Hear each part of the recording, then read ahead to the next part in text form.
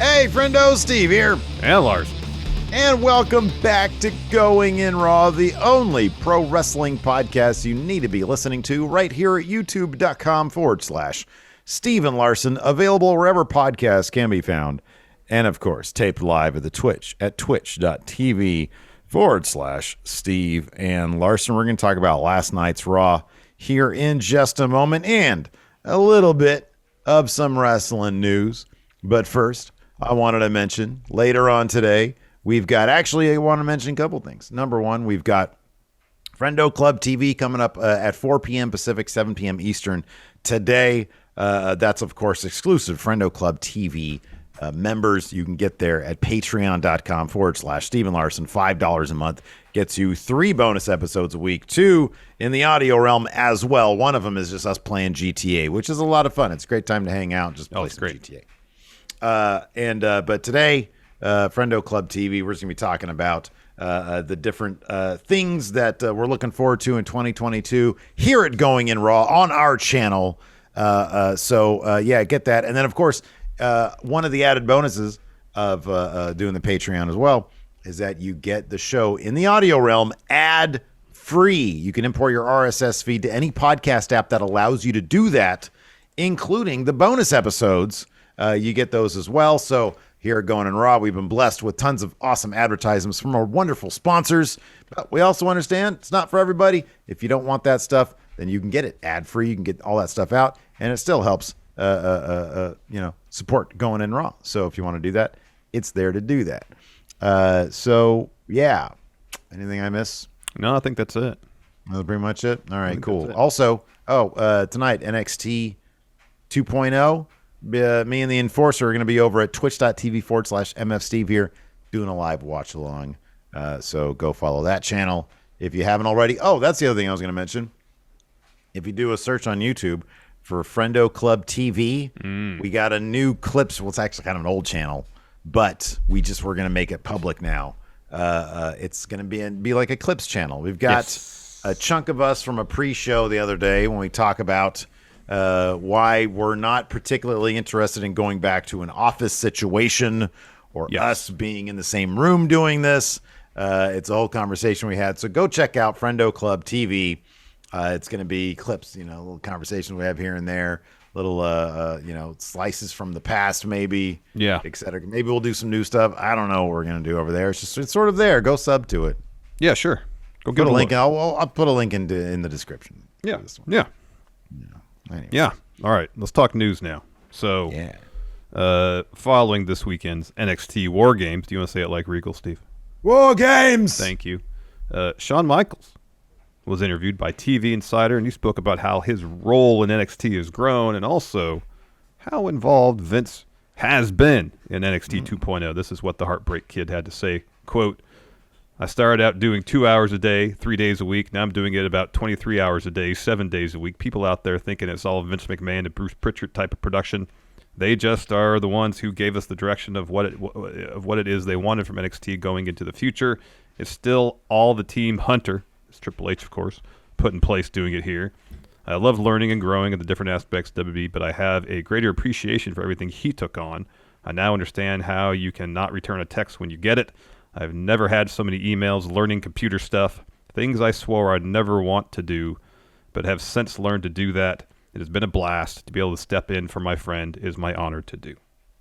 That's very interesting. It's sort of something I think both of us had suspicions about, that Vince and Bruce sort of set it up. This is what we want to better facilitate talent that we can do a lot more with on main roster. So this is what we're looking for. Aesthetically, let's change things up a little bit. Bright colors everywhere. Too bright. Yeah, if you think you're doing it bright enough, you're wrong. We want it even brighter than that. You should be like, every show should leave at least some burn in on people's TV. It needs to be that bright. Exactly. What is very interesting, though, is that, Triple H had his cardiac event, is what they refer to it as, some heart issues, a couple months ago, right around the time of the rebrand. Yeah. And since then, it does seem like the Heartbreak Kid, Shawn Michaels, is the guy, running the show. I'm sure there's probably a collaborative aspect, but I would imagine, I would just think that there's only so much you can do from home texting somebody. I would think that a lot of what we see in 2.0 is a result of the work of the Heartbreak Kid of Shawn Michaels. I would imagine. I mean, he doesn't say that he's been hands-on virtually every aspect, but when he says, for him it's been a 23-hour day, I'm sure he's exaggerating somewhat. An all-encompassing position now he's in NXT. You got to think, well, then he must have some role in calling the shots, more or less. It's probably a 16-hour day. Like, legitimately, it's probably he wakes up and he deals with that stuff until he goes to bed. That wouldn't shock me at all if that was the case. Not at all.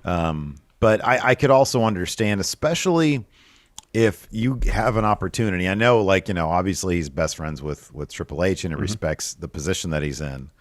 But given that right when this rebrand happened, Triple H goes down, you find yourself in a position. It's like, man, creatively speaking, I have kind of I have a directive, but a blank canvas in front of me, and I wonder if that's part of the exhilarating aspect of this experience would be, I can help mold. Now he has the opportunity, same as Triple H had his opportunity with 1.0.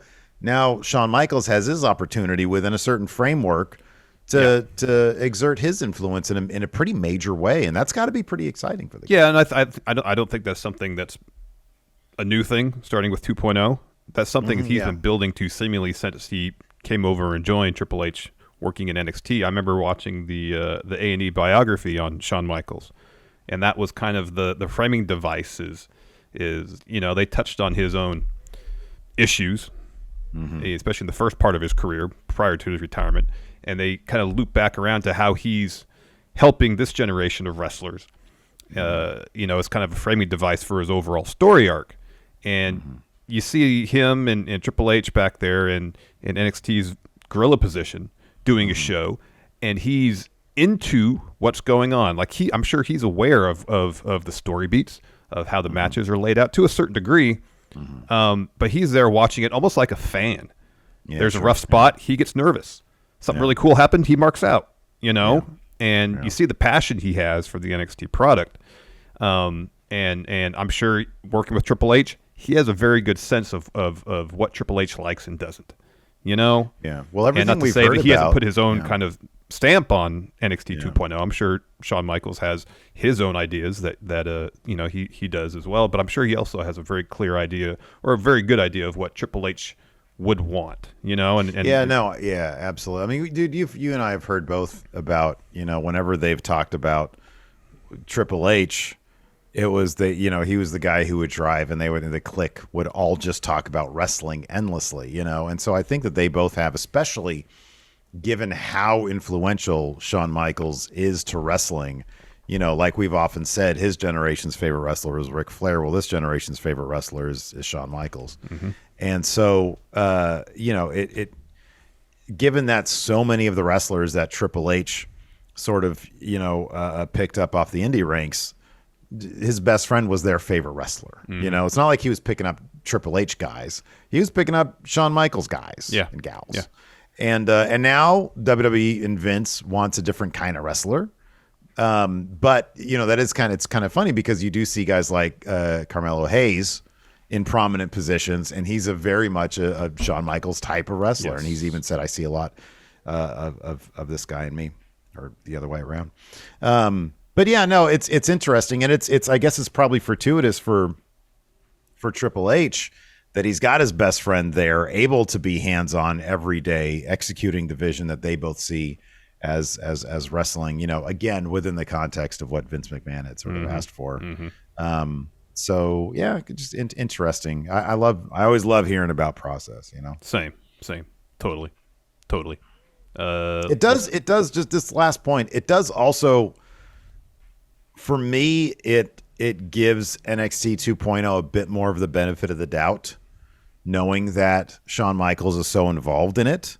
It's sort of, we all have our preconceived notions about stuff.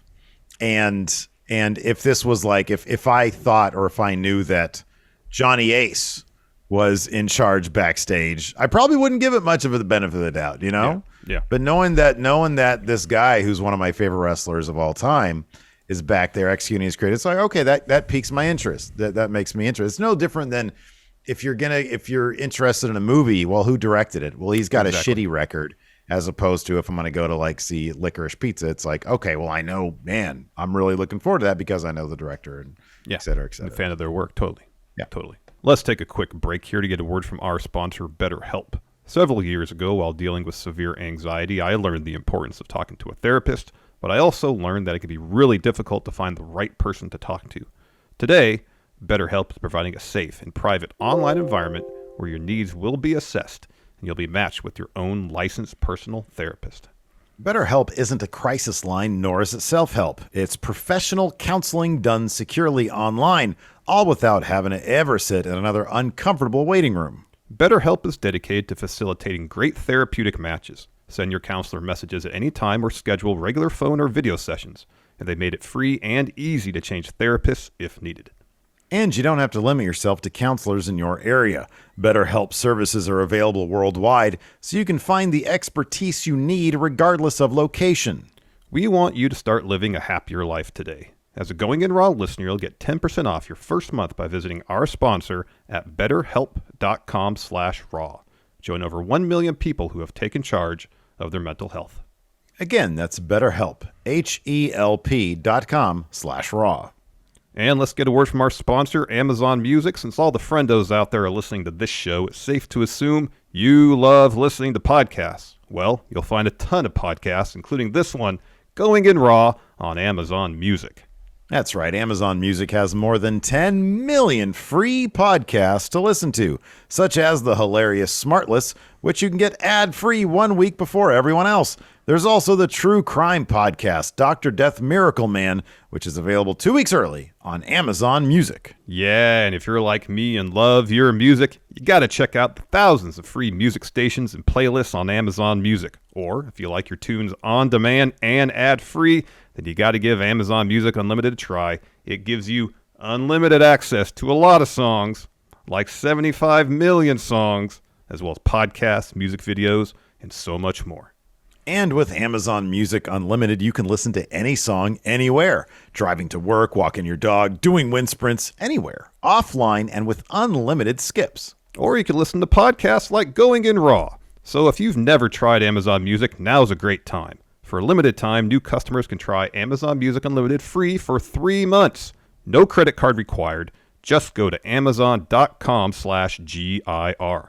That's amazon.com/GIR to try Amazon Music Unlimited free for 3 months. Amazon.com/GIR. Renews automatically. Cancel anytime. Terms apply. All right, You want to talk Raw? Yeah, man, let's talk Raw. I thought, besides it feeling long, it was pretty good. I thought, like, in terms of what we've gotten a lot recently from Raw, it's been a lot more hit or miss lately, as opposed to 18-month, like that 12-month stretch of it just being miss all the time. Yeah. I thought if the quality of last night was weekly. Yeah, that was the norm. Yeah. If that was the norm, Raw would be pretty damn. It would be. Hey, I'll tune into this. I got no problem with this. This is it. I'll be honest with you. Last night, Raw actually felt like the A show, and that's the first time I have felt that way about Raw in a very long time. Yeah. And the main thing is, let me get this point in here. The main thing about it was that main event.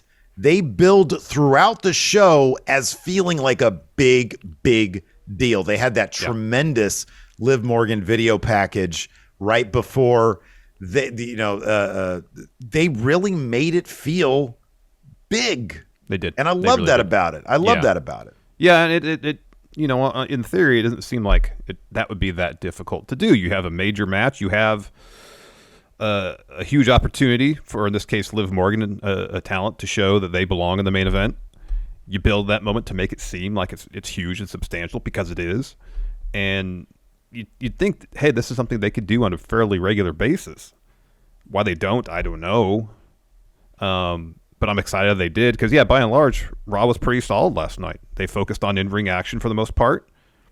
Did talking bits when they had to. Even Miz TV, it was a bit long, but I didn't feel like it overstayed its welcome.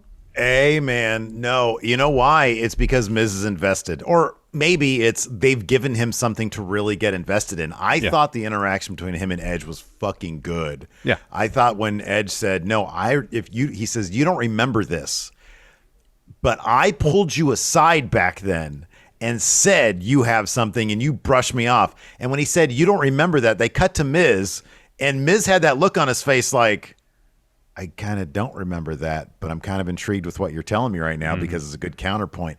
I thought his performance was great. If Miz TV was like that all the time, I wouldn't consider it a bathroom break segment. I know. Like the cage match between Big E and Kevin Owens was really good. Oh, man, it was good. Yeah. The finish was great. And the aftermath with Lashley coming in and inserting himself into the picture was awesome because day one's going to be a four-way now.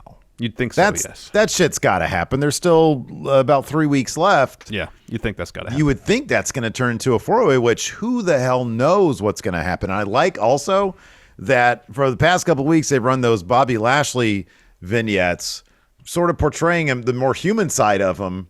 They're not changing him. He's coming in there and wrecking people still, and I love that too because it's the same badass monster. But guess what? He's a human being, and we saw that with these video packages. Smart move. Yeah, it is a smart move. It's a small tournament. We got a tournament, the RK Bronament, to determine new number contenders for the Raw Tag Team titles. I know, historically speaking, Vince isn't a huge fan of tournaments.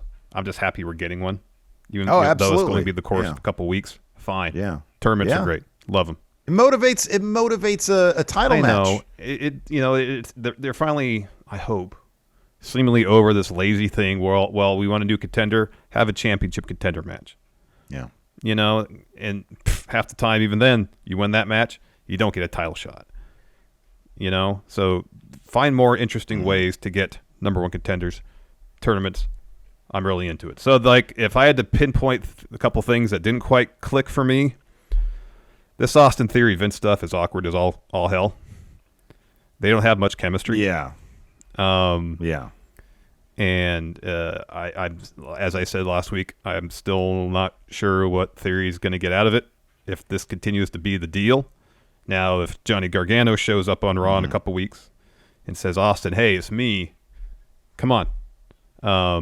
Hey, let's get the way back together." And then Austin has this thing where he's kind of getting pulled back and forth between Vince and Gargano. That could be something. I'm pessimistic that's going to happen, but we'll wait and see. Who knows? I don't know. I don't know. Yeah, no, I'm with you on that. Also, it was a really awkward segment. It was weird. I know Vince wants to be. On the bright side, I do think of this as a good thing for Austin Theory. Because when Vince likes you this much to come out of hiding, be on TV for you, I think that this dude really likes Austin Theory. Really, really likes him. And he's putting him in a thing with Finn Balor, who might end up being jobber to the stars at this point. Which it seems like he's the new Dolph Ziggler, potentially. Oh, I didn't want to say that, but that's what I was thinking, yeah. I even really appreciate that Damian Priest and Bobby Roode had a lengthy match. It was a good match. It was a really good match. And guess what? We didn't get that stupid stuff where Damian Priest, all of a sudden, I thought for sure Dolph's super kick at the end, we were going to get like some sort of weird hulking out of Damian Priest. But instead, he looked like he was pissed off. He looked like he was disrespected, but they didn't do the cheesy thing where it's like, oh my goodness, look at this. I mean, clearly we're going to get a feud, or next week we're going to have a match between these two, and maybe it'll happen then.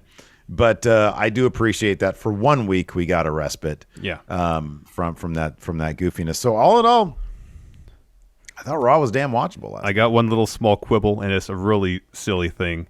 Did you notice that on the lower thirds they changed the font to like Arial? Yeah, I did. They have some. I don't know if that's like a. Sometimes design. Like sometimes like the design world just likes to go simple And that's what I thought. I was like, oh my God, that's like the most basic shit you could possibly use. It's basically default font, you know? Yeah. But I was like, maybe that's just where the design world is headed in this moment, or TV design. I don't know. It looks stupid. Like, I was like, that's really basic. Yeah. But design philosophy sometimes can be kind of goofy. I don't know why that. I still remember that when Charlotte's original Tron package just had her name in like literally a default font. Yeah, it looked like some sort of computer, like, you know, it was just whatever. Well, a lot of those early NXT and some of the main rosters. Remember, Braun was just, you know, like some eroded typeface that would just do this. It would just have an earthquake filter on it. Yeah. Yeah. Not even an earthquake filter. It just kind of moved. Or who can forget when Zack Ryder and Kurt Hawkins were a tag team? It was their individual logos that were just going across each other like this. It's like they don't even try. I mean, when Raw is good, it feels like the biggest wrestling show on TV. You know, it feels big and it feels like wonderfully produced. And I mean, I don't know. There's probably still piped in crowd noise. I don't know. But if they did it last night, like, I thought, because I watched it on my big screen, and like it wasn't overly like that. I thought the crowd seemed to be pretty much into it. You know, when, for example, when Miz was like, "Hey, do you want to see us fight right now?" And they showed the crowd, and the crowd was into it. They were like, started doing the yes chant, and they were like moving about and stuff. I was like, "Oh, cool." The crowd's actually, they're not just piping. It's not just a bunch of people doing this. And you're hearing. Yeah, or they're doing. Yeah, exactly. They're doing this. They're on their phones or whatever. You know, and you mentioned this earlier, that how the main event had the feel of a huge fight, and you know, I understand on a weekly basis it might be difficult to have every main event segment feel like an event, like something that you need to watch. Yeah, but the rarity with which they booked the main event to feel that way is a bit of a bummer, because when they do it, it's great. Maybe it's a situation where, well, if you do that every other week, then it lessens the impact of something huge happening. I guess, you know, that's an argument one can make. But at the same time, if you could generate that feeling on a more regular basis, and people are like, oh, I need to watch this because something huge could happen here. Yeah. Well, no, dude, they have, you know, they've got, you know, the world title, the US title. They have like any number of titles where you can have. And then you have grudge match main events. You know, every week should be a big deal with whatever your main event is. I am actually a much bigger fan of them setting up the main event one week, it playing out the next week, as opposed to you get your main event happen because of something that opens, you know, the show. And then I'm not a fan of that. I'd rather. Yeah, I'm not either. You know, I'd rather you set up for it and you make a big deal about it. Like that Liv Morgan stuff, man, they really made her out to be a big star. I guess that's something we could talk about before we dive into the actual recap. Yes. Of course, Liv Morgan lost because Becky Lynch. It was a really good match. She lost because, once again, Becky held onto the ropes during a roll-up and got the win that way. Where do you see this going forward for Liv Morgan in terms of how they've built her up to this point? I've seen some people suggest on social media Charlotte would be a great fit for her over on SmackDown. If they wanted to continue a push for Liv Morgan, it seems like the crowd is behind her. Bianca's got to be the person to take out Becky in the main event of WrestleMania next year on night one or night two. It's probably going to be Roman on night two, but certainly night one. So that's like two horsewomen, you know, on consecutive manias that she's toppled. Yeah. What about Liv Morgan? Where does she go from here? Well, the Bianca point, yes, that has to be the match. I feel like for Bianca, otherwise, if she never gets a chance to beat Becky, then the decision at SummerSlam is all the more baffling, you know? It really is. That would make zero sense. It would be all for nothing. Bianca, they have to go all in on Bianca. She's already beat, let's see, she's beat Bayley, she's beat Sasha.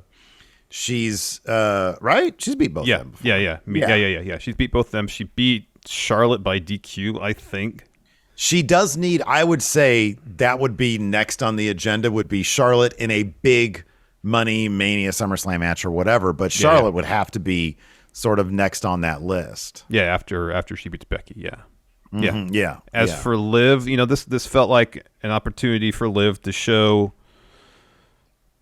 the fans, and also I think, executives, creative and WB, that she belongs in the main event scene. Yeah. And I think over the last 3 weeks, she's proven that she could handle that role and handle it fairly well. I thought her promo work the last 2 weeks was really good. I thought the match last night was really good. And if this is kind of her audition to be elevated up to the next level in the women's division, then I think in that respect, she passed with flying colors. They have to like what they see, right? Exactly. I mean, Vince has to look at this and be like, oh, people are behind her. Yeah, exactly. And that's the thing. People are behind her. So now, as far as what's next, I don't know if there's an obvious... It would seem Sasha and Charlotte for the SmackDown Women's title would be the match for Mania. But if they want to do something where... I mean, I don't know how they would motivate it almost, because, say, Liv wins the Rumble. Just... You'd think, okay, well, she'd want to go after Becky again. That would make the most sense. But they kind of have to do Bianca Becky. So if Liv were to win the Rumble, how would you motivate her saying, all right, I'm going to go after Charlotte rather than I'm going to go after Becky again, you know? Yeah, no, I get that. I know. I think that, yeah. I mean, Sasha Charlotte kind of writes itself. Bianca, I think Bianca's got to win that Rumble. I mean, still, it's funny because by the way, Bianca and Doudrop had a hell of a match. That was a fun match. That was really good. Just take away that finish. That was a hell of a match. And I love that they teased Bianca hitting the KOD on her, and they obviously didn't deliver because they're going to do it next time. I didn't mind the finish because it's advancing the story. Yeah. I don't mind that. Yeah, exactly. Yeah. I don't mind the finish at all. But I'm saying, in terms of like an actual full-on affair match, it's like once Bianca hits that KOD on Doudrop, feud over. That's gonna feud over, and that crowd's gonna go nuts for that. That's a big moment. But you're just building up Bianca in decent feuds until she gets. I think she's probably gonna end up winning the Rumble. Sasha and Charlotte writes itself. There's your two Mania matches. In the meantime, I mean, man, if WWE had a mid card for women, I mean, how would you not? I mean, that would be Liv's for the taking, I would think. I wish they would either do something. They don't do anything. I know Zelina and Carmella I both really, really like, and I think the women's tag titles are great, but there's no division there. I know. And it's really just being motivated. They're just motivating a thing now with sort of Nikki on her own. I wish that there was a women's mid-card title because I think that'd be great for even two, one for each brand. Yeah, I know. I know. Because they would probably just find more motivation to use the women in better stories if they had that. Yeah. So anyway. In terms of short term, I don't know where this. Maybe she'll have a rematch, right? And then Becky will just win clean. Liv and Becky, I mean. Yeah. I don't know. You'd expect there to be a rematch as far as Becky winning clean. I guess she could bend the rules in some other way to get the win. Mm-hmm. And then, after two losses, she can say, Liv, well, what grounds do you have to demand another match? I already beat you twice. Yeah. And then they can go on the story, if they take their time with it, with Liv, say maybe after Becky drops the belt to Bianca, then Liv gets her win over Becky, and that's what really catapults her to the next level. Put him in a steel cage. That's what you should do. Put him in a steel cage at day one. Okay. And then, because the steel cage is perfect for a heel win. It's like there's any number of ways you can win. It's not really cheating because it's like no DQ or whatever. And conceivably no one gets pinned. Mm-hmm. Yeah, exactly. Yeah. You just stroll out. All right, let's take a quick break here to get a word in from our sponsor, Raycon. So, Larson. Yes. I'm sure by now you've seen all the gift guides that are out there this holiday season, and you could follow those gift guides and buy gifts from like 10 different places, or you could start your holiday shopping at Raycon and get a gift that everyone will use. Raycon wireless earbuds. Yeah, whether I'm working or working out, my Raycons are my go-to pair of wireless earbuds. They feature top-notch audio quality, and Raycon's latest model features 3 new sound profiles to make sure whatever you're listening to sounds its very best. You got pure mode for podcasts and instrumentals, balance mode for rock, and bass mode for hip-hop and EDM. And Raycons are available in 5 stylish colors and start at half the price of other premium audio brands. And with free shipping and returns, Getting the perfect gift for everyone on your list just got easier. The holidays are coming up faster than you think. Now is the time to knock out that gift list and avoid the last-minute shopping scramble, especially because right now, Going In Raw listeners will get 15% off site-wide with code HOLIDAY at buyraycon.com/raw.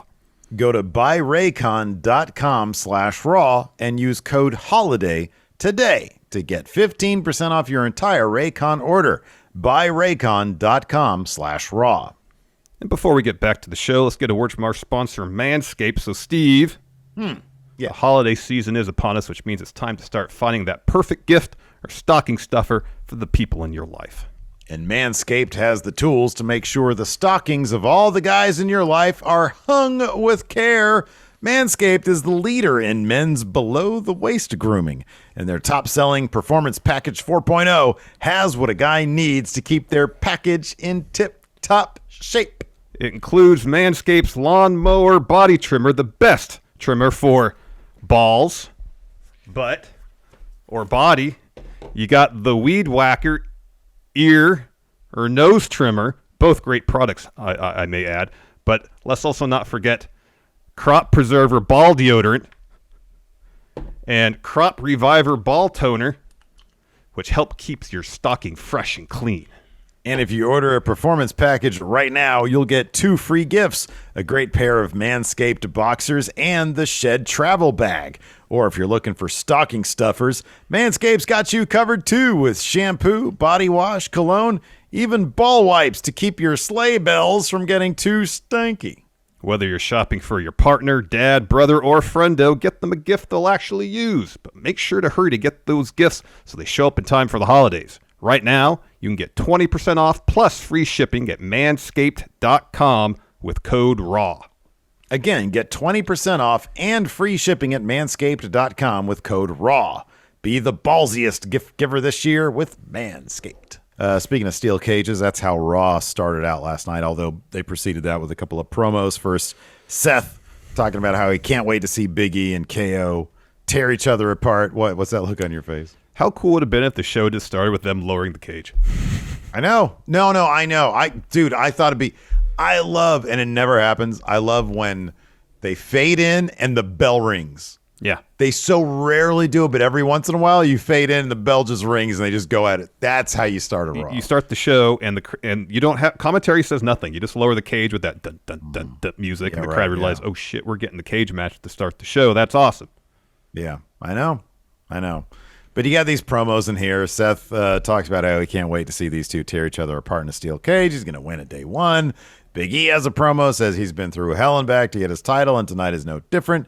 They're in a steel cage. There's no easy way out, nor no shortcut. Tonight I'm going to punish you. And Kevin Steen says Big E's been calling me a liar, but he's a liar because he said it was his WWE title. It's my title.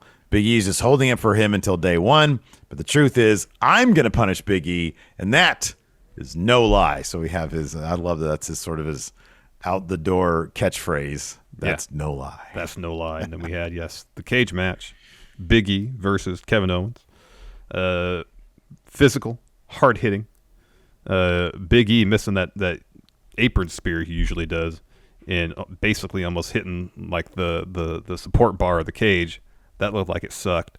Our first kind of like major story beat is Owens has Big E in a Boston Crab, and Big E is crawling towards the door, and Owens is like really struggling to keep him inside the cage. He's like grabbing him by his singlet, almost like trying to choke him out to keep him in.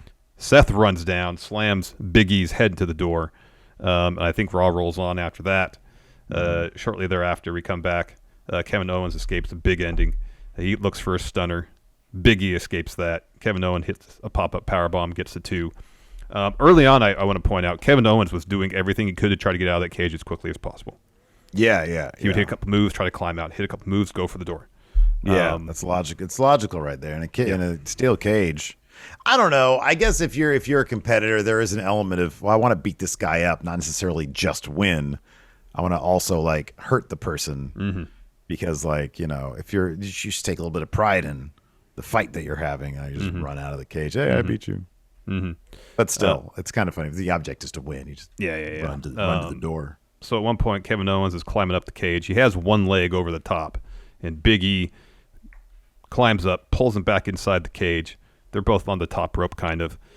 Big E's hitting a bunch of elbows, hits a super big ending, and then Big E is crawling towards the cage door. He's selling the match really well, and Kevin Owens leaps and grabs Big E by his ankle, and then Big E boots him off, and then gets out through the door, and he barely has time to stand up before Seth is on him. He's attacking him from behind. They raise the cage. Seth gets in the ring, starts beating up Kevin Owens. He's looking for a stomp on him. Big E, though, intercepts, hits the belly-to-belly on Seth, and then hits Kevin Owens with another big ending. Yep. And then we go to commercial. We come back, and everybody's laid out.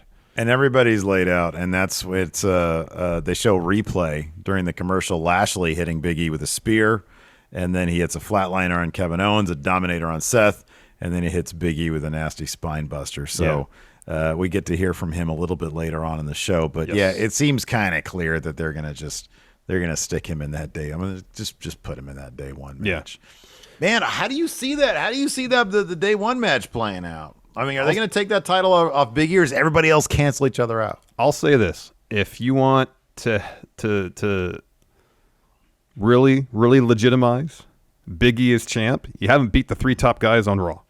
Yeah. You know, Big E stacks them all. Yeah. Well, I mean, that'd be ideal, but I don't think that's going to happen. Or are they just doing this to get that title off him and try to protect him? I mean, they could do this match, have Big E win, and then Seth can complain, well, I didn't get my one-on-one match. Yeah, that's true. Have that at the Rumble, maybe. Mm-hmm. Yeah. And then, although, that'll probably happen. Because Brock's winning the Rumble. I could see that happening. Yeah. Brock's winning the Rumble. Yeah, Brock's winning the Rumble. I mean, I guess unless, with one caveat, unless he somehow wins at day one, Brock's winning the Rumble. Yeah, there's a lot up in the air at day one, honestly. Like there's a lot of which I love. I love this. It's that's going to be a fairly unpredictable pay-per-view. Could be. After that, Zelina and Carmella come out because Zelina's got a match with Nikki ASH. Zelina's on the mic, talks a lot of shit about Nikki and how Nikki is going to be driven into the depths of despair, aka Memphis, because that's where they're at. Mm-hmm. And I just love. I know for some reason people are not into this, but her diving in and out of her accent just kills me. Yeah, it cracks me up. It makes me laugh so much. Yeah, it's pretty funny. So to finish this, the ref catching Zelina trying to pin Nikki with her feet on the rope, so Nikki was able to turn the tables a bit after that. However, she misses a top rope crossbody, and Zelina hits her with Code Red for the win. Pretty clean too. Like, you know, there's no shenanigans there. Nikki's having that crisis of confidence stuff. Hopefully it seems like they are going somewhere with it because Nikki is like overly, down in the dumps about all this. We saw that later with the Lawler stuff. Backstage, Riddle and Orton are chatting. Riddle wants by the way, at some point during this show, we got yet another Veer is coming to Raw thing, which is at this point, like this week especially, I saw endless jokes on Twitter about how long it's taken for this dude to get there.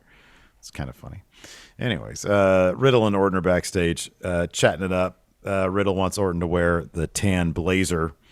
And Orton's like, no, I left it at home. I'm not wearing that thing. And they get an interview. Riddle says they came up with it. He says, yeah, man, we were talking about the best holiday movies. And together we came up with the RK Bronament. It's a tag team tournament. And Orton's like, dude, I had nothing to do with this. You were just standing there, and all of a sudden you said how Home Alone changed your life. And Riddle's like, I told you that in confidence. And so anyways, Riddle's like, tonight we're going to be the host of this thing. And Orton's like, I never agreed to this. And Riddle's like, I knew you'd be into it. So here, I got you another blazer. And so Orton's like, do you think the people in Memphis want to see me? I mean, it's just total babyface stuff. Think the people in Memphis want to see me wear this blazer? And of course, they all pop big. And he's like, okay, fine, I'll do it. He puts it on. Yeah.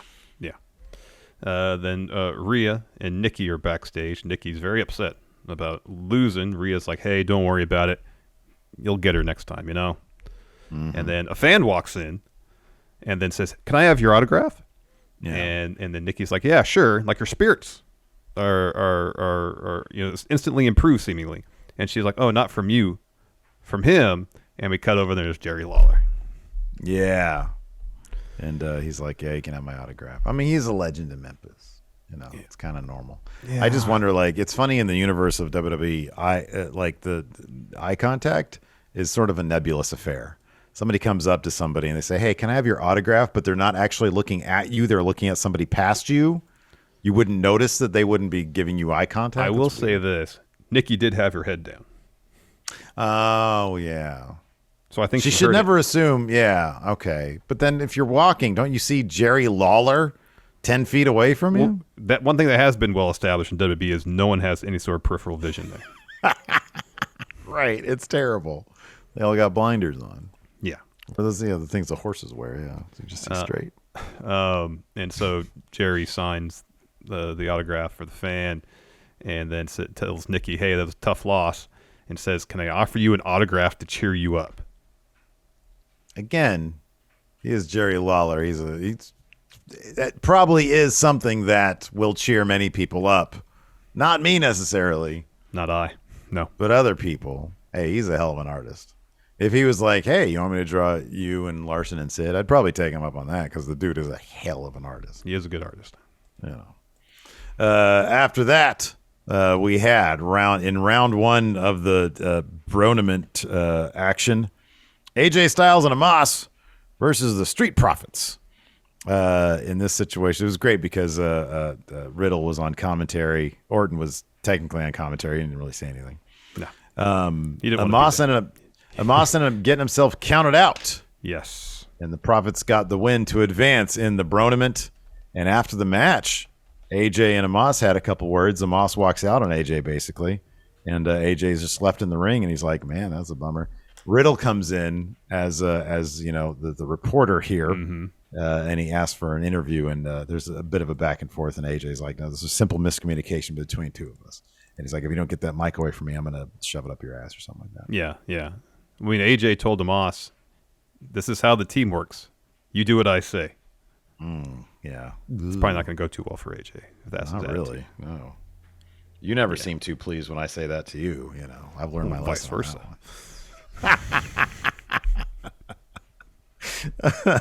When I get that text, hey, this is how it works. This is the deal. Do it. Yeah. I just send you back a picture of Logan Roy or a GIF of Logan Roy. After that, we had a Becky promo where she says, Liv's never been hotter and the crowd is totally behind her. She's the new bandwagon, but the real battle for Liv won't be in the ring. It'll be mental. No one really wants to see Liv win. Says, here, the thing about this is you do well enough around here and they cheer you, but if you do too well, they turn on you. That's why Liv's in a perfect position, the underdog, but she's never going to get this title because I'm big time, Bex. Yep. Then we're back with RK Bro backstage, and Riddle's telling Randy, oh, that was awesome. The crowd was on your every syllable.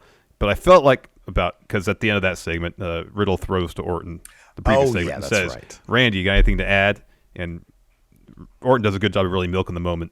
He picks up the mic and just says, nope. Yeah, crowd laughed audibly at that one. Yeah, and then he says, "Randy, I felt like you left a little on the table. We're there to take the crowd on an emotional roller coaster." And Orton just tells Riddle, "You know what? I think my broadcasting career is over for the time being." Gives him the blazer, tells him to have fun, and Riddle says, "I won't let you down, Randy." Enforcer here in the chat says, "That's how I feel when Steve texts me NX Steve at 7 p.m. Do it." I'm usually pretty sure with it. I mean to put like a question mark, like NX Steve at 7 p.m. and it's usually like 6:40 when I'm doing this. Yeah, but instead there's no punctuation at the end, so it just seems like a statement. It's just a directive. It's like I can't. What he doesn't know is I can't do it without him. Like it's just be boring as hell without the enforcer. So, anyways, after that we had Damian Priest Open Challenge. And his open challenger was Bob Roode. And this was a hell of a match here. And there was a moment right before Raw rolled on when Roode threw Priest over the barricade, like deep into the crowd. Yeah. And I thought that was going to be the moment when Priest snapped. Yeah. No snapping. You were wrong. Instead, Raw rolled on. In the end, though, Priest was able to get out of an attempt at a glorious DDT. Hit his own reckoning for 3. Really good match. And right after the match, as he had his hand raised, Dolph came in and super kicked Priest right in the dome, and Priest didn't look too happy about that. And Dolph is there helping out Bob Roode. Yeah, he said, "Are you right, Big Bob?" You okay, Big Bob? Should be the new U.S. champion. Former U.S. champion, Big Bob. Yeah. Bob Roode is a former U.S. champion. After that, we had a really good match between Bianca Belair and Doudrop. Bianca makes her entrance, or she's in the process of. Doudrop runs it up from behind, lays her out. Raw rolls on. The commentary did a really good job of setting this match up as usually Bianca Belair has a strength advantage in whatever bout she's in. Not this time. And so the expectation is Bianca Belair won't be able to utilize her strength advantage. But then at the very end, she basically has Doudrop up for a KOD. And it's almost like Doudrop didn't even expect that. She's holding on the rope to not eat it. Bianca, though, she's had her back worked over. She has to put her down. And then Doudrop rolls out of the ring and just walks up the ramp, gets counted out. Yeah, it was good. Then she gets up to the ramp and she does the kiss my butt thing that Bianca does. It's good, man. I really like Doudrop in this role, and I think this is just a really solid feud away from titles. Just pretty simple, pretty effective, and the way it's all building to Bianca getting that KOD on Doudrop. The way they built this matchup, like it just really worked. It really worked. That moment where where Bianca lifts her up for that KOD, you're like, oh, dang, yeah, is she gonna be able to hit this? Yeah. Again, dude, all these matches, if you give them plenty of time and they put on a good match, there's not a lot to complain about. You know, it's an effective story because there's a lot of wrestling involved. You know, it's like it's a really simple, effective story, and if you play out the story in the ring, it's really good. I know. If you have a story to tell in the ring and you give the match time with the level of talent they have on their roster, it'll be good. Yeah. It will be good. Totally. Yeah, absolutely. After that, we had one of these deals. Vince is in his office. Austin Theory comes in. He's checking out his own biceps. And Vince is obsessing over the "how are you doing" thing. Yeah, how are you doing? I got jock itch. Do you understand what I was saying? And I'm at home like, I don't fucking know what you were saying. So Vince says, "I want to put you in a match tonight."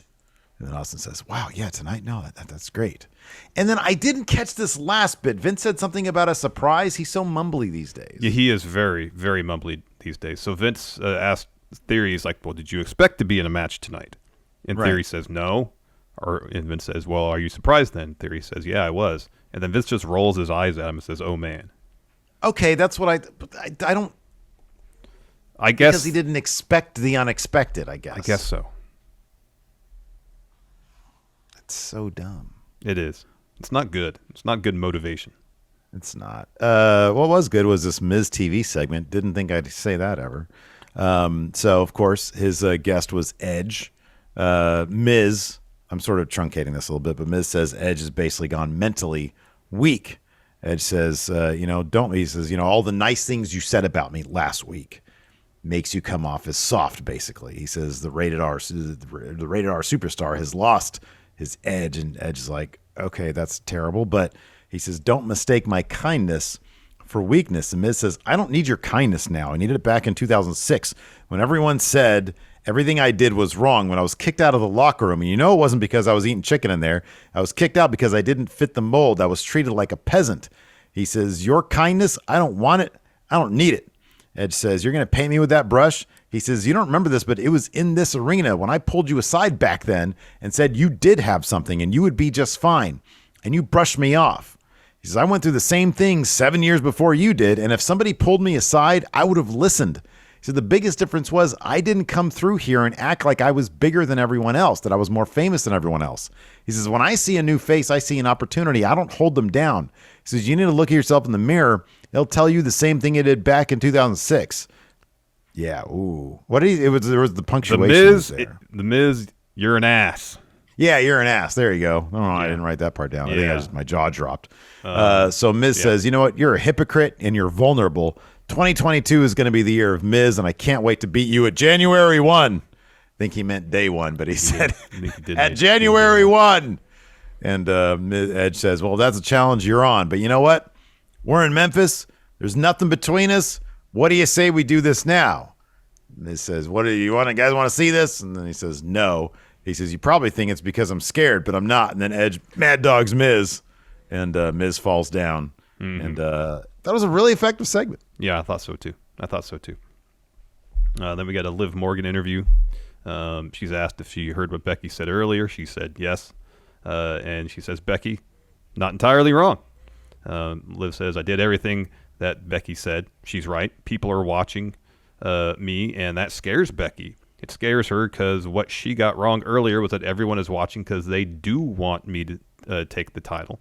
They believe there's a chance that things may not go Becky's way, and we all know she's used to getting what she wants. But tonight, I'm going to do everything in my power to get what I want, and what I want is the Raw Women's Championship. Mm-hmm. After that, we had the next match in the RK Baronament. It was the Mysterios versus the Alpha Academy. We had a Mysterios promo. Really didn't say much of anything besides they're going to move on and get the titles. I thought this was pretty good. It was all just Dom and Gable, and Gable was berating Dom for being green, and he hit a killer dragon screw leg whip on Dom. Yeah. And then he ends up missing a moonsault. Dom gets the roll up really deep for the win. Yeah. I thought this was really good. It was pretty short, but it was really good. It was good, and I liked the story. You mentioned Gable getting on Dom about being green. Get some. Yeah, are you infused with Tien Shaw? It felt like it for a second. I'm fine now. Gable's getting on Dom for being green, but Dom, like from a strategic standpoint, had a brilliant idea: keep Otis out of the match. Yeah. And every time Gable would try to get a tag, Dom would get him away from his own corner. It was great. Yeah. It's yeah. simple things, simple little stories like that. And he was showing aggression too. You know, he was like showing some personality in the ring, which has been sort of Dom's thing. We don't get to see that a lot. Yeah.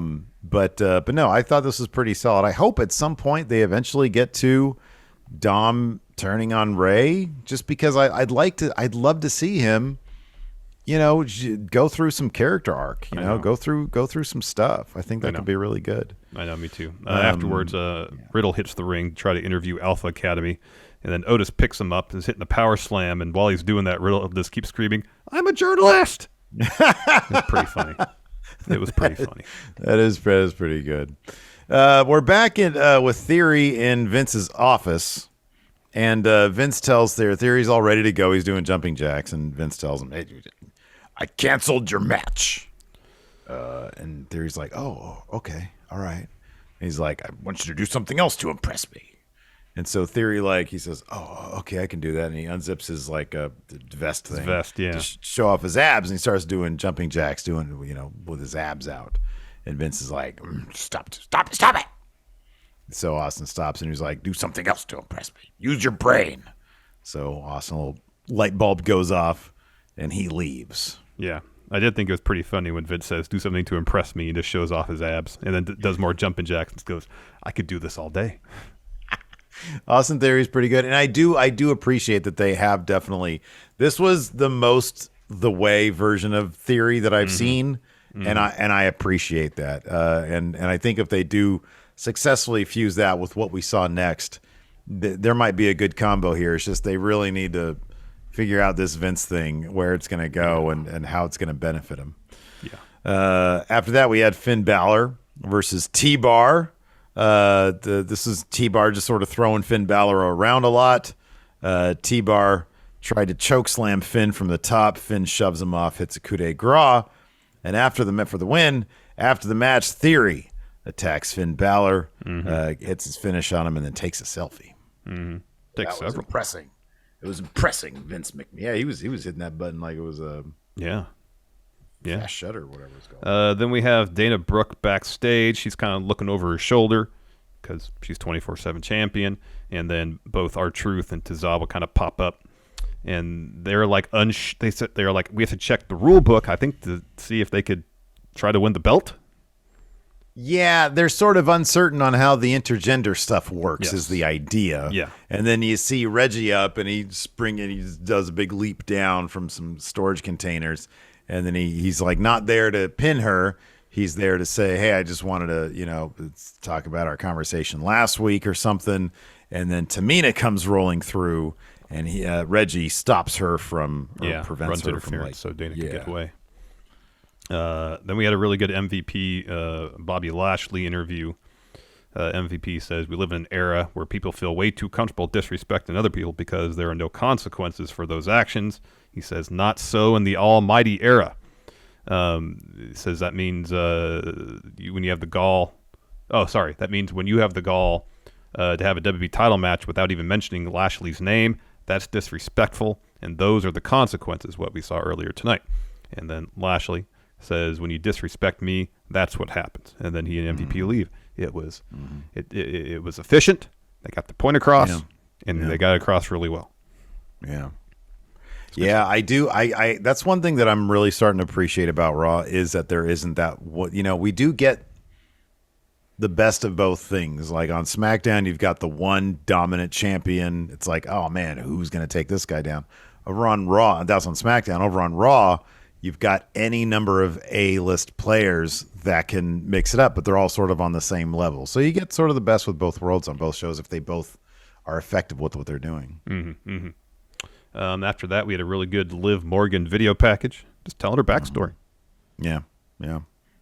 Production is the one thing that WWE does really, really well when they really put their effort into it. Yeah. Yeah. And it wasn't just like a recap package or everything that happened. It's like, no, they're really building up Liv Morgan here. She feels like a special, competitor. And then we had that match, and it was really, really good stuff. Yeah, it was. Becky was wearing some old gear, like was she wore at WrestleMania 35? Yeah, I think so. It was like the old black and yellow, inspired by the Bruce Lee Game of Death, I think. Was it called the Game of Death? Yeah. Yeah, I think so. She hasn't worn that since she's come back, I don't think. I don't think she has, no. She's been a bit more Seth-ish with that. And Liv, early on in the match, goes for her finisher a couple times, and Becky has an answer for that, avoids it.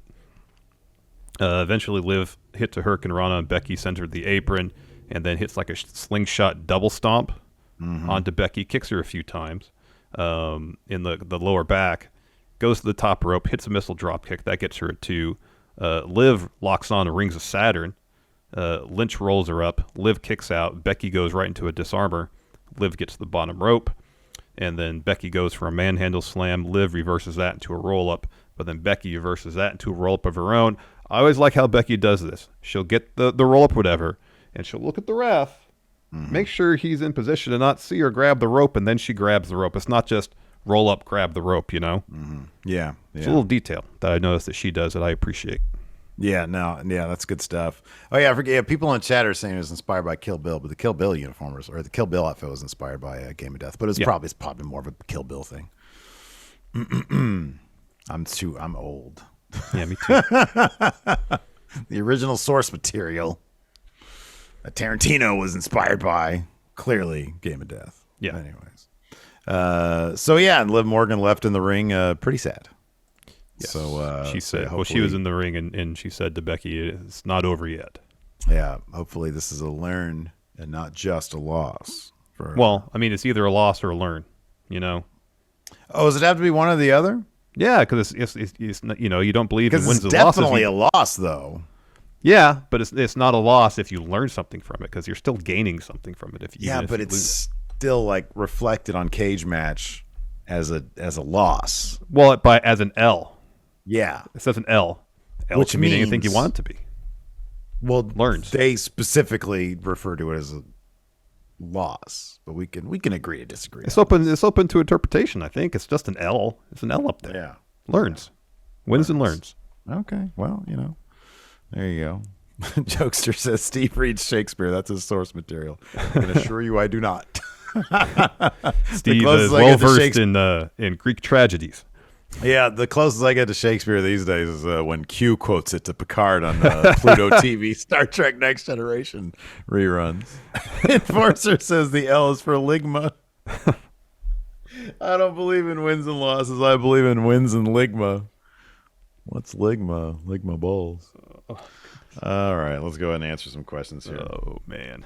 I have a thread here on the Patreon. If you can't make the show, you can always ask us a question over on the Patreon. Patreon.com. EV says wins and learns, and Finn must be a scholar. Ouch. Yeah, he's racking up those learns lately. Ouch.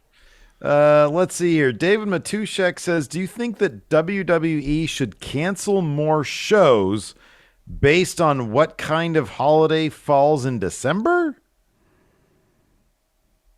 I mean, like live events? Maybe.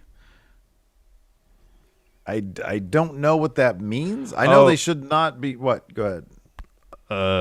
Is like the TLC pay-per-view? Because that was going to be in December, then they canceled it. Well, then that, I guess, answers his question. Yes, they should, and they did. Fewer pay-per-views is generally the answer. I agree. Absolutely. I'm not huge on day one, to be honest with you. Is it because you don't want to work on New Year's Day? Yep. All right. I mean, I ain't doing shit else, but I don't really want to be working. We're gonna do like a watch along, right? Yeah. We'll review it the next day. Review it on Monday.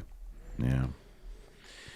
Let's see here. This is good. Red Hand John says, which wrestler do you think would look like a doofus with no hair?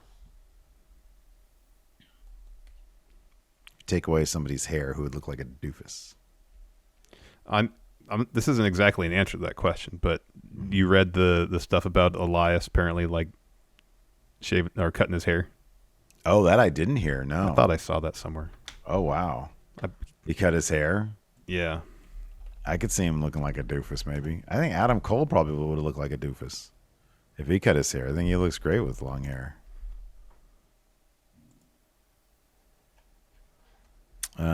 Here we go. Don Wagner says, as it is going around Twitter, create a wrestling stable using a wrestler for each letter of your first name. This is great. A three-person faction. Perfect. Oh, and yes. Yeah, and. Are we going all time or just current wrestlers? Let's do current wrestlers. Okay, current wrestlers. Okay. Let's see. Oh wow! Immediately, mine's great. I'm gonna go Ace Austin, Nick Jackson. Okay. And they fit. They fit pretty well together. Yeah. Dante Martin. That's a pretty good crew right there. I like that crew. Okay, so I've got Seth Rollins, T-Bar. I mean, who's the wrestler name starts with E? What's the new guy in NXT? Oh yeah, Enofe is his last name. Mm-hmm. Is it Idris? No. Yeah, it is. Idris? Yeah. Enofe.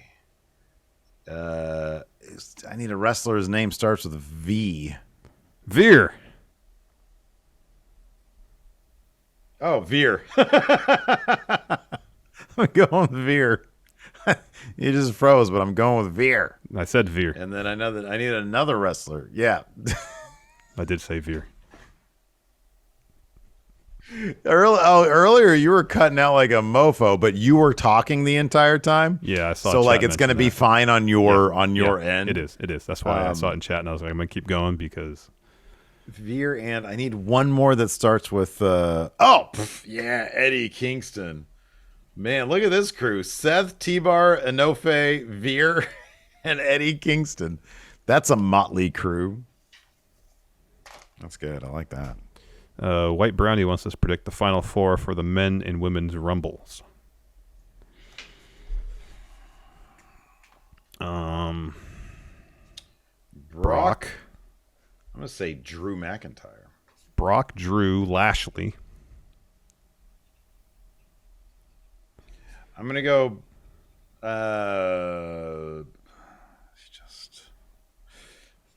Brock, Drew, Lashley, and Austin Theory. How great would this be? Brock, Drew, Lashley, Sami Zayn. That's three absolute monsters, and one of them is Sami's best friend, Brock Lesnar. There needs to be some Brock Sammy interaction in the Rumble. Oh, we need a lot more of it between now and WrestleMania.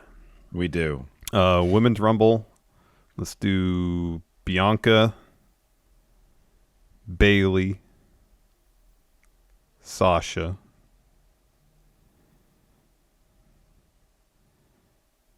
I'm not going to say Liv because that would pit people Liv against Bianca. I don't think you should do that.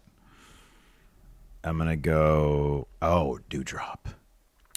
Okay, that's good. That'd be a good solid good. 4 right there. That's good. Pop Punk Bob Ross says, what chance do you give Liv Morgan to win the women's title or a women's title in 2022? It sort of, I think, depends on the next couple of months how, like, if they want to, like, really invest in her or not. Mm-hmm. And, I mean, I think the fact that they made last night such a big deal is probably makes me optimistic. But I don't know. I really don't know. I'd say it's like, I don't know, 40, 60, like 40% she does, 60% she doesn't. Mm-hmm. Mm-hmm. Yeah, I think that's about right. The Real Chestnut, what line of commentary do you hate the most? Triple threat champ does not need to be pinned to lose is getting there for me. Is there like a commentary trope that you've grown tired of? You know what? I'm okay with that simply because, you know, people might be new watching wrestling. They might not know. Although, why wouldn't they? It seems pretty obvious. You got 3 people if the champion isn't pinned, but somebody else wins. Mm-hmm. I love Raw Rolls On. Concert Crap says Raw Rolls On. That's my favorite. Oh, yeah, I like that one.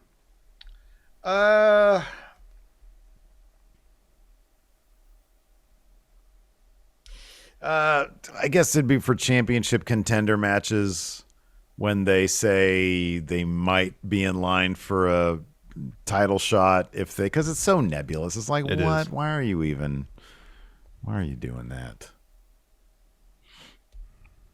Oh, this is a good question. Tally Bear sub on a 10-month streak. Thank you very much. But Jokester B says, which wrestler is most likely to become friends with Larson? Like all the wrestlers, and we have some, like, so we're already friends with 2 of them, Simon Miller, Cal Jack. And are we friends with another one? I mean, we're like Twitch friends with Chugs. Well, Colt. Colt? Yeah, I'd say we're friends with Colt. Yeah. I think if he saw us together walking around at a wrestling convention, speaking of which, do you see the Collective is putting on this big World's Fair of Wrestling thing? Dallas, are you any interest in doing Dallas in April? Well, we'll see what the world's like then, and then we can have that conversation. All right. Yeah, I saw that this morning. That looked pretty neat. I know, man. Yeah, we should reach out and just see if there's interest in a podcast. Like, hey, we're a podcast. Mm-hmm. Mm-hmm. We're the only pro wrestling podcast anybody needs to listen to, so I'm assuming you're going to invite us, right? It's in our phrasing. Yeah. Anyways, any idea on what wrestler you'd become friends with? Like, maybe I flatter myself, but I feel like myself and Kevin Owens would probably hit it off pretty well. Yeah, no, but like likely scenarios. Oh, likely scenarios. Yeah, likely scenarios. Hey, speaking of which, Zondo here just says Bray out of nowhere. I think I read that Bray's movie project is an adaptation of Ed Piscor's Red Room. You know Ed Piscor. He's the guy who did the Hip Hop Family Tree thing. Yeah. It's on the YouTube channel is the Cartoonist Kayfabe one, and he's been like, you know, pushing it endlessly for like a year now. Yeah. And it's like a really fucked up, I don't know. It's like they're big into outlaw comics over there, which is like underground sort of really gory stuff. So it's like, I don't know, people with fucked up clown masks and stuff like that. But I was like, holy shit. Like, I actually know about that project. Mm-hmm. And from what I understand, the dude that Bray's working with, I think his name is Jason Baker, was talking about working on an adaptation of Red Room, which is probably what Bray's going to be working on. That's interesting. That'd be awesome. So, it's very fun. cool. It's fun shit to talk about. Anyways, yeah. So, come on, we need an answer. What's a wrestler? What do you mean by likely?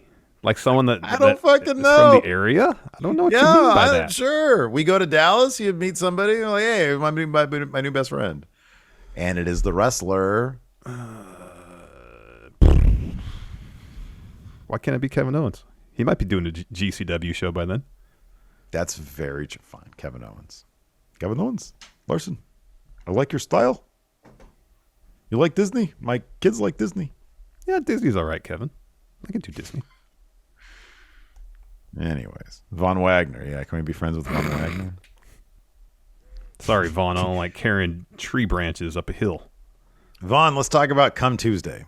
All right, everybody. Thanks for watching. Till next time, we'll talk to you later. Goodbye.